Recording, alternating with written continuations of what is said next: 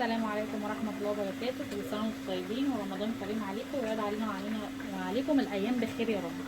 النهارده بقى هنعمل إيه هنعمل مكرونة بطماطم عادي. حطينا القوطة، حطينا شوية زيت وحطينا الطماطم وحطينا التوابل، وأهم حاجة ما ننساش شوية السكر. وهنعمل ايه بقى؟ هنعمل البرجر اللي احنا كنا عاملينها معاكم النهارده.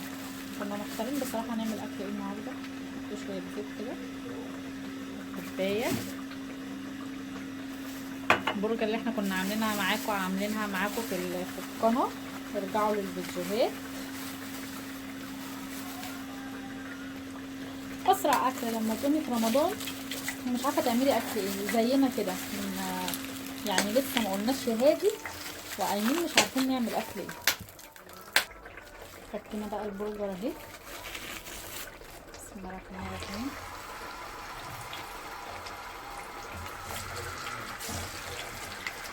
طبعا متلجه، طبعا نخليها على نار متوسطه الاول، وبعد كده لما تحس ان هي فكت ممكن توطي النار عليها بقى عشان خاطر تستوي.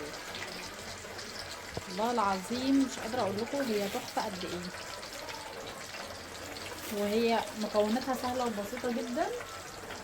هحط لكم لينك الفيديو بتاعها فوق، تخشوا عليه وتشوفوا الطريقه بالظبط اتعملت ازاي.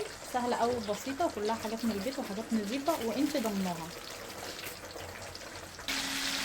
شايفين بقى عملت معانا ازاي؟ بصوا، هي احنا كنا جايبينها من بره بالظبط. شايفين لونها؟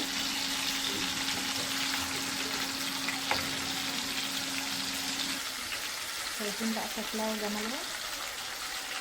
تحفه والله العظيم. بصوا، مين يصدق ان دي معموله في البيت؟ لا طبعا مفيش حد يصدق. لا بس والله العظيم معموله في البيت. حتى ارجعوا للفيديوهات هتشوفوا الفيديو كامل معموله ازاي. بصوا بكل الخطوات. بصوا بقى نحط المكرونه. المكرونه دي محطوط عليها زيت مش مكسوره، عشان كده هتلاقيها ايه، ماسكه نفسها شويه. ننزل ده كله. بصوا مش هنقلبها دلوقتي، هنخليها مع الصلصه كده ايه اللي هي تفك كده من بعضها، وبعد كده اديها تقليبه بقى عشان ما تتعجنش. ومعايا البرجر اهي بتتحمر. بصوا بقى لما سبتها مع الصلصه، بصوا خدت بقى ازاي. انا بحب اقلب المكرونه اللي فاتت دي كده بالشوكه، تبقى اسهل واسرع معايا. طبعا بسيبها بقى تتشوح وتسخن مع الصلصه وبس كده. شايفين بسم الله ما شاء الله البرجر. احنا ما قلناش الكميه كلها، قلنا على قدنا يعني. ودي المكرونه بتاعتنا اهي، بألف هنا وشفا على قلبنا يا رب. اهو طبق تاني اهو، والمخلل طبعا المقدس في حياتنا اهو.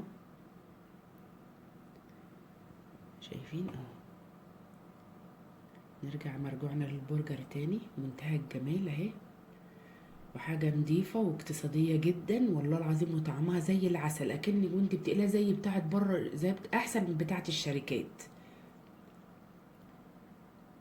وكنت صراحة ربنا عايزة اكلها بكايزر بس ما لقيناش بصراحة. عاملة جنبها مكرونة.